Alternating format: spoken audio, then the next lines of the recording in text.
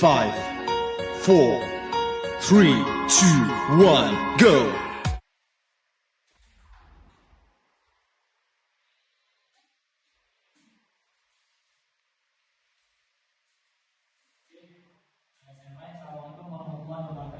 Waalaikumsalam warahmatullahi wabarakatuh. Gimana kabarnya kalian? Alhamdulillah baik Pak. Ada yang masuk dari Masih semua Pak. Alhamdulillah. Sebelum kita mulai masuk pada kita pada hari ini, alangkah baiknya kita berdoa terlebih dahulu. Boleh kita kelas sedikit doa. Teman-teman, sebelum kita belajar, mari kita berdoa dimulai. Doa selesai. Oke, terima kasih Tuhan Bos atas bimbingan doanya.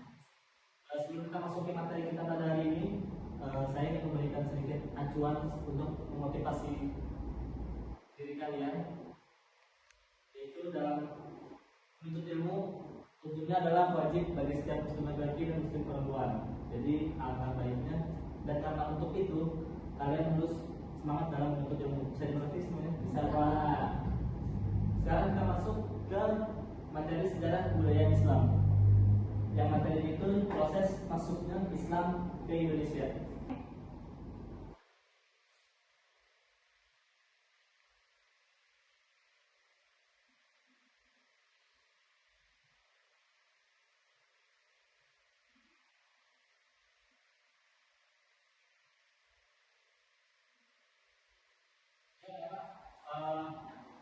Sekarang kita masuk ke pelajaran SKI sejarah kebudayaan Islam dengan judulnya itu proses masuk ke Islam di Indonesia. Dengan materi kita pada hari ini tujuannya itu yang pertama, inti dari tujuan itu saya berharap kalian mampu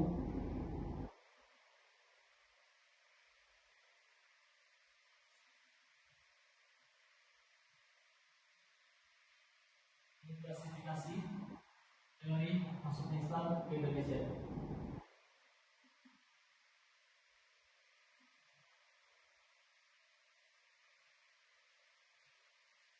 Oke, terima kasih. Jadi nanti alur itu yang pertama kalian mendengarkan saya untuk menerangkan dari mulai teori serta siapa pencetus dari teori tersebut. Selanjutnya nanti saya memberikan kalian kesempatan untuk bertanya. Setelah itu baru kita main tanya jawab dengan cara yang berbeda. Bisa dimengerti semua? Bisa. Oke, sebelum kita lanjut ke materi kita, saya ingin bertanya kepada kalian. Kira-kira ada yang tahu nggak Islam itu berkembang di Indonesia karena apa? Perdagangan Pak. Perdagangan, ada lagi? Perkawinan Pak. Perkawinan, pernikahan ya? Pernikahan. Pernikahan. Iya betul. Dari Nadina dan Nadifan. Mungkin bisa saya tanggapi, proses masuknya Islam itu benar terjadi di dua.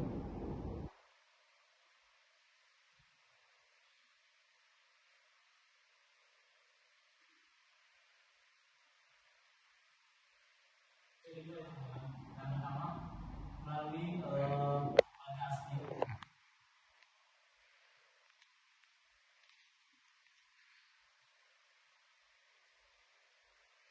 Kita bangsa asli.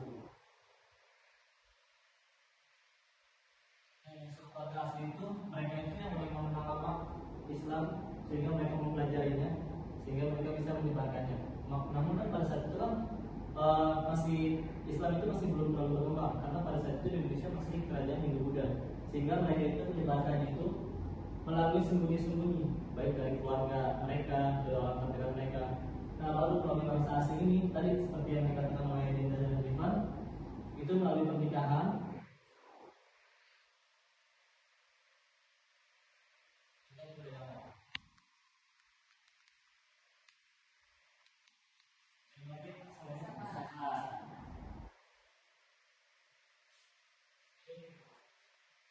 Selanjutnya kita masuk ke teori-teori ya.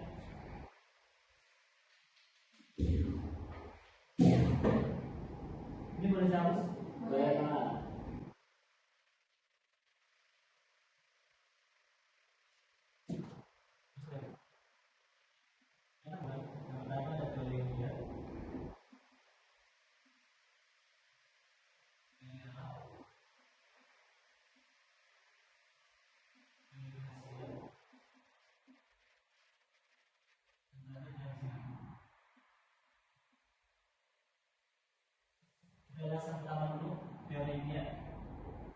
Kelompoknya itu bernama Snowfall.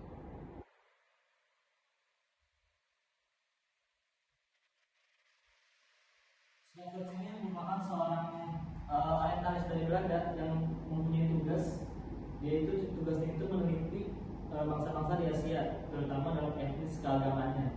Sehingga Snowfall ini bisa dibilang seorang ilmuwan yang berpengalaman dalam mencari tahu, mungkin seperti contohnya Islam masuk ke Indonesia itu melalui dari apa.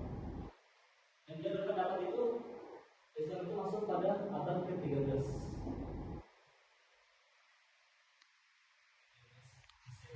Dan buktinya apa? Buktinya yaitu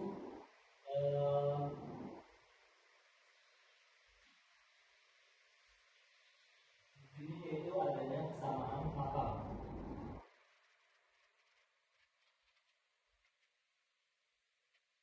Jadi makam Sunan Gresik itu di daerah Gresik itu memiliki kesamaan atau tulisannya dengan makam-makam yang ada di India. Selanjutnya ada teori Arab.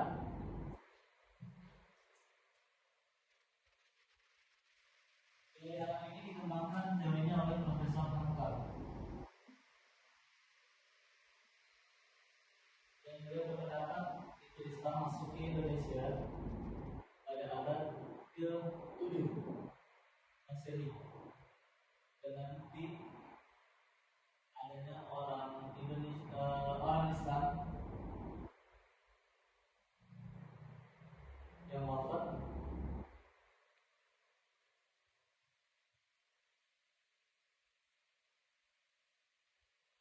pada tahun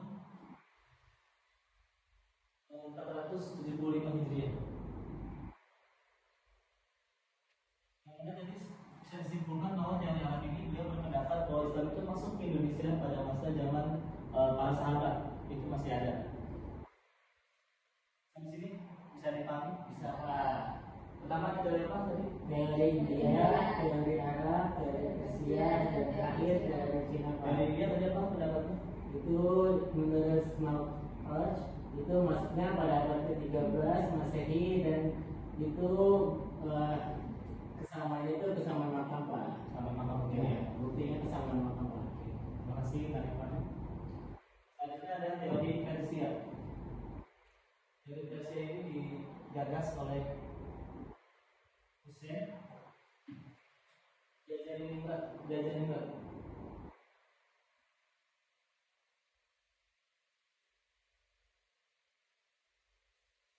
Dan dia berpendapat sama seperti Snowfall bahwa Islam itu masuk ke Indonesia pada abad ke-13 Masehi. Dengan buktinya apa? Buktinya adanya kesamaan ajaran, adanya kesamaan sufisme, orang sufisme, yaitu halal yang di Persia sana.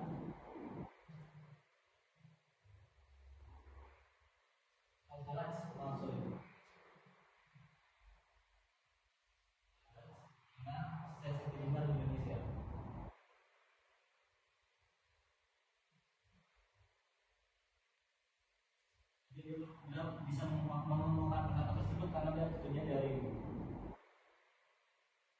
Selain itu juga beliau juga berpendapat bahwa adanya kesamaan perayaan 10 Muharram yang ada di Persia sana dengan kesamaan perayaan 10 Muharram di Indonesia.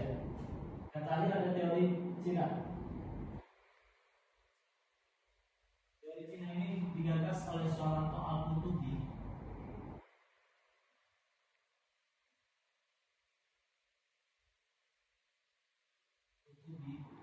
Beliau berpendapat bahwa Islam itu ada di negeri Cina, ada di negeri Cina ya.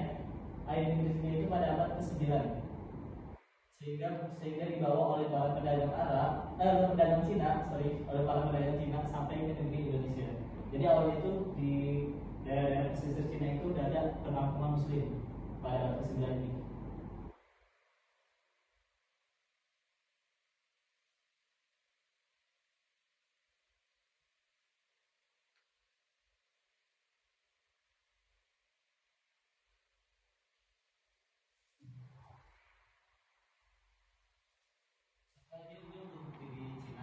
Dan bukti di Indonesia itu Raden Fata, benar? Dan itu Raja Jawa pertama di Indonesia. Dan dari fakta itu ternyata memiliki keturunan Cina.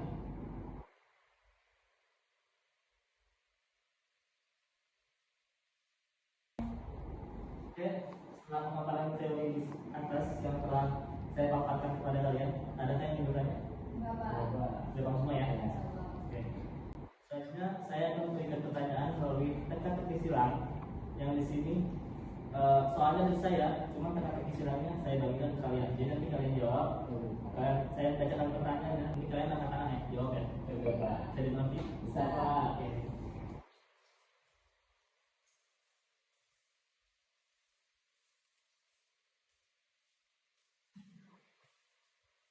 Ini sudah cermat ya, nanti dapat poin. Untuk pertanyaan pertama, ini boleh saya hapus dulu? Boleh. Pak.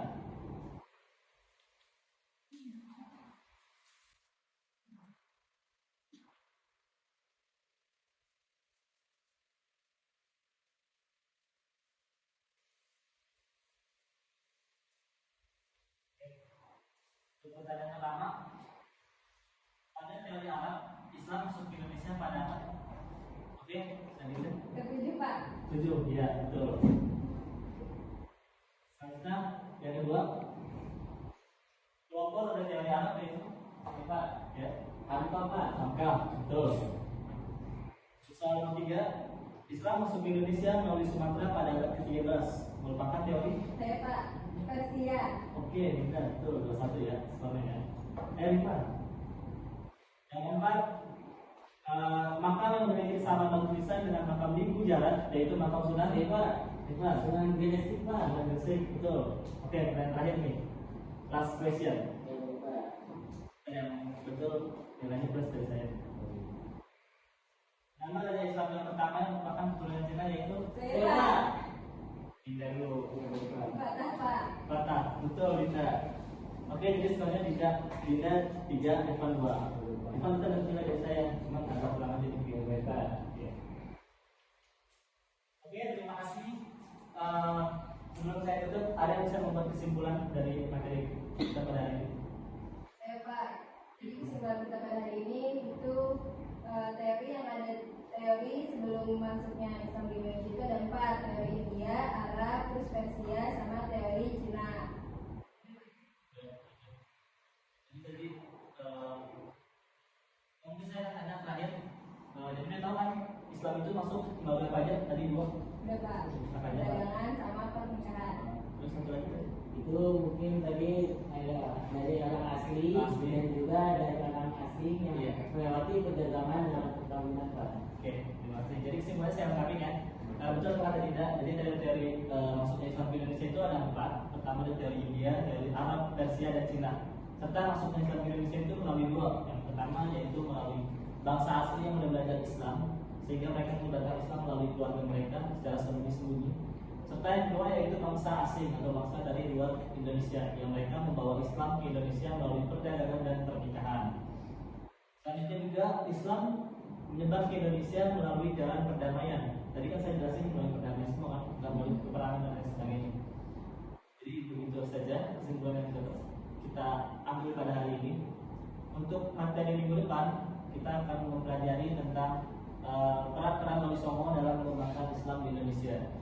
Tugasnya jangan lupa ya, tugasnya saya kasih tugas ada 5 soal.